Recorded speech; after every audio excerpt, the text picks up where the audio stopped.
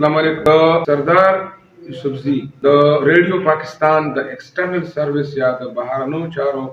چې کومه څانګه ده هغه ډیره زیاته مننه کوم چې ما سره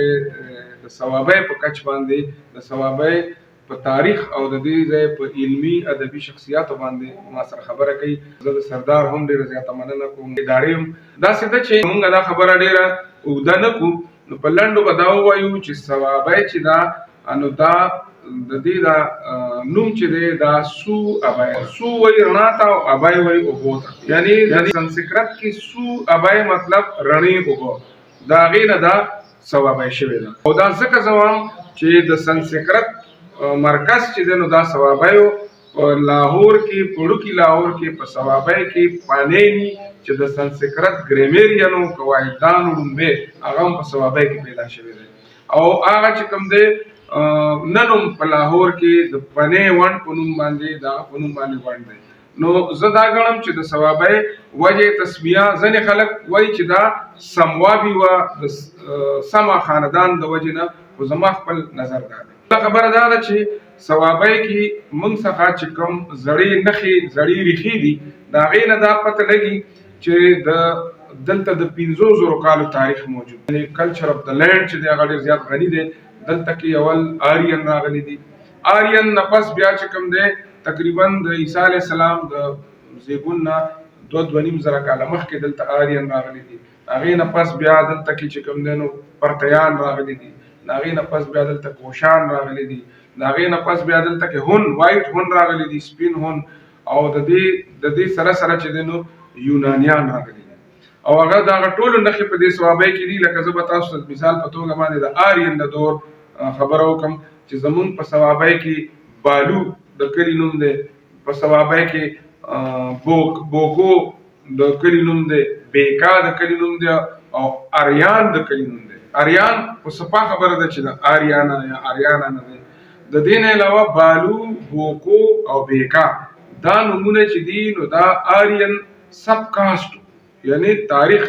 د ویدونو نه ثابته ده چې دا د آریان چې کوم سب کاسټ یا واړه خاندانونو دا د هغې نومونه او باجا هم. نو موږ څخه دلته چې کوم نښې دي زړې د هغې نه پته لګي چې موږ څخه د هندوشاهۍ نښې هم دي. باقاعده دلته کلي دي لکه په شاه منصور کې بتکده ده، په زیده کې بوټکه ده، په ثوابۍ کې ګواټی دی. نو دا ټول نومونه چې دا د هندوشاهۍ د دور دي. دلته موږ سره توهمات دي، د هغه توهماتو لکه د مثال په توګه باندې څوک چې سهار پاسي او تور سپی یا توره پیشوی مخې له راشي نو ټوله ورځ به راباندې ښه نه تېرېږي، ځکه چې مخې له مې تور سپی راغی. نو دا د هندوشاهۍ د دور سوپرسټیشن یا توهم دی. داسې موږ چې واړه نو موږ به په شوقدر کې به موږ پانډوسونه لړه کول، هغه به موږ بل کړو، بل به لړه کول. دا د زرتشتي دور یادګار دی. داسې چې کوم دی نو موږ به چې د څاروي علاج کوو چې هغه به کله ګوټ شو نو هغه به موږ وله دوک باندې به په اور باندې به دوک ګرم کوو، هغه باندې به داغونه راښکل. دا علاج هم د آتش پرستۍ د دور نه راشروع دی. نو موږ څخه دلته کې بلا نښې نښانې دي د دغه اولاړې ګټې چې دي د اسوټا، هغه په خپله د زرګونو کالو تاریخ دی. په زروبۍ کې چې کوم دی نو د بابل د دور قبرونه راوتي دي. مړی به یې داسې خو لکه ماشوم چې د مور په نس کې چې څنګه وي، او سره به رزق هم کېښود. نو د ثوابۍ تاریخ چې دی دا د 500 کالو تاریخ دی. نو اوس پکې له موږ یوسفزي او مندڼ اوسو چې تقریبا 500 کاله مخکې موږ دلته راغلي یو. د هغې نه مخکې دلته محمود غزنوي راغلی او هغه جیپال له په هند کې ماتې ورکړې وه او مسلمانان دلته کې راغلي. ثوابۍ چې کوم دی دا چې کله موږ اوسنۍ خبره کوو نو که فرض که یو پله دلته کې اشوکا دی ګریډ پاتې شوی دی، دی پنینی پاتې پیدا کړی دی، نو بیا د پښتنو په دور کې هم چې څومره علمي ادبي شخصیتونه دي چې هغې ډېر لوی کردار ادا کړی دی په هند کې، نو هغه هم لکه د مثال په توګه باندې نواب نجیب الدوله د ثوابیو. نواب نجیب الدوله هغه کس و چې احمد شاه ابدالي له د پانیپت په لومړي او دویم جنګ کې 1 لک لښکر ورکړی و، د هغه په وجه باندې احمد شاه ابدالي جنګ ګټلی. هغه د ثوابیو دغه شان جنرال بخت خان چې دی هغه د ثوابیو د دې نه علاوه چې کوم دی د جنګ ازادۍ د 1350 د جنګ ازادۍ چې کوم دانشورو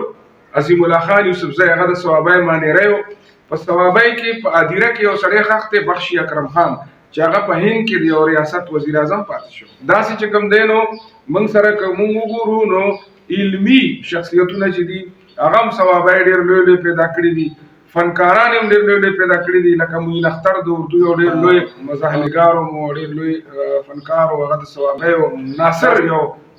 فنکار ډېر لوی د پاکستان ټلویزیون هغه د ثوابای دی وخت کې چې کوم دی په ډاګای کې یو زلمی دی چې هغه د دنیا کم عمر ترین 13 ګریډ افسر او په کمپیوټر کې څه شی دریافت کړی دی او د دنیا کې ځان نوم پیدا کړی دی، حالانکه هغه په د ټاټ په سکولونو کې سبق دی. د پښتو اکیډمۍ بانی مولانا عبدالقادر هم د ثوابیو، د اسلامیه کالج جوړونکي هم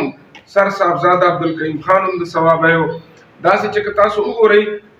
چې څومره علمي خلک دی په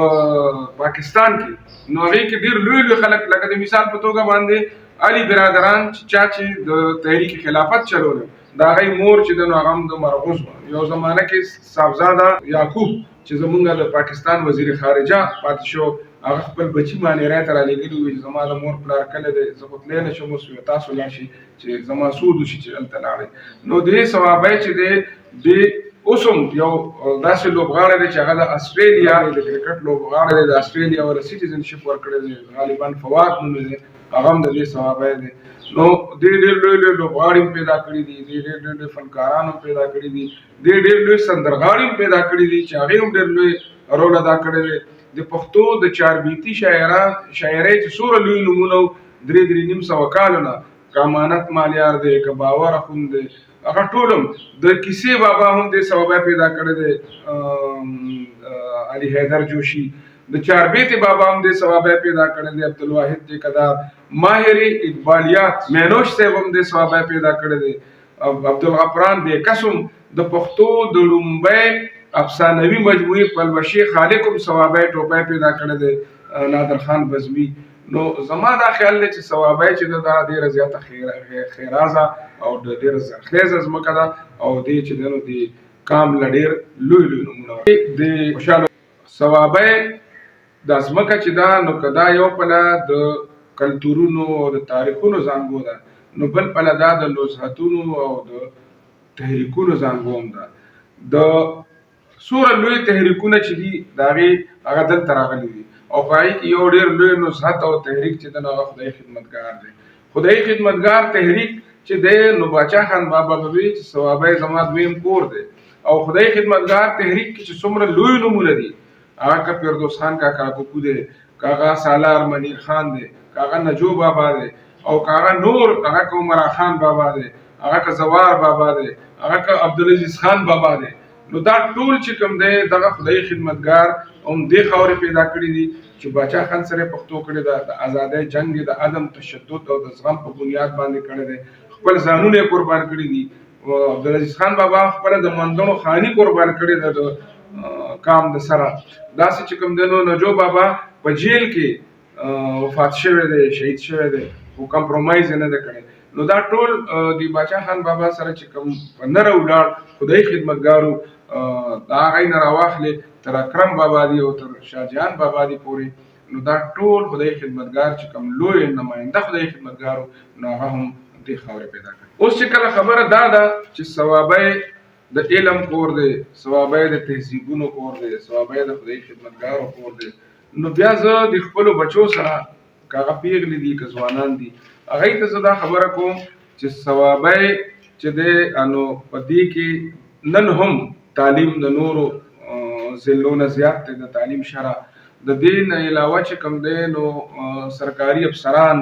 دانشوران، پروفیسران هم پکې مخډیر دي، خو د دې باوجود هم د تیرو 15 کالو ډیټا چې موږ راواخلو نو په ثوابی کې کورني جنګونه، په جایداد په ځمکو باندې جنګونه او قتل و قتال ډېر شوی دی. نو زه دې ځوانانو سره دا خبره کوم چې ستاسو یو ډېر ځلنده تاریخ دی، ستاسو مخې ته ډېر لوی ژوند پروت دی، نو زه تاسو ته دا وایم چې د خپلو پلارانو عزت وکړئ، د خپلو میندو عزت وکړئ، د خپلو حجرو د جرګو د مشرانو عزت وکړئ، د خپل پرون سره هم ځان وتړئ او د نن په لار باندې سبا ته ولاړ شئ. زه مشرانو ته هم دا وایم چې خپلو بچو سره کښېنئ، هغوی سره خپله خبره وکړئ ځکه چې د هر شاعر ادیب او د پوهه کس مثال دا هغه ډرایور دی چې دی به ناست په ډرایوینګ سیټي مخکې به هم ګوري او دی به په شیشه کې شاته هم ګوري، نو دی به د خپل قام خپل بچي چې د خپل فرهنګ سره مشنه کوي. زه ځوانانو ته دا وایم چې نن دور د ټکنالوژي دور دی، نن دور د تعلیم دور دی، د علم او د پوهې دور دی. علم حاصل کړئ، پوهه حاصل کړئ، او دا چې کم خلک په دې معاشره کې منفي خلک دی، لکه د مثال په توګه باندې یو ټوپک مار دی چې هغه یو بې لارې شوی دی او سره له سته کسان ګرځي، تاسو ته هغه آیډیل ښکاري، نو داسې نه ده. دغه ټوپک مار به سبا له په یو کنده کې واضح خوله پروتي مچان به پرې پړېږي. که ته ډیپټي کمشنر شوې، که ته پروفیسر شوې، که ته ډاکټر شوې، که ته انجینیر شوې، که ته استاد شوې، ستا په معاشره کې عزت هم وي، ته به یو رول هم ادا کولی شي، ته به معاشرې له ټولنې نه ښه بچی هم ورکولی شي. نو زه دا وایم چې د خپلو لوڼو باندې هم سبق ووایي، په خپلو بچو باندې، او ځوانانو ته وایم چې تاسو باندې خپل پلاران خرچه کوي، تاسو باندې تعلیم کوي، تاسو له خوا ته پوهنتونونه راغلي دي، نو علم حاصل کوي، پوهه حاصله کوي، په ځان کې زغم پیدا کوي، برداشت پیدا کوي، او د کام په ګټه باندې تمام شي. خوشاله اوسئ. خدای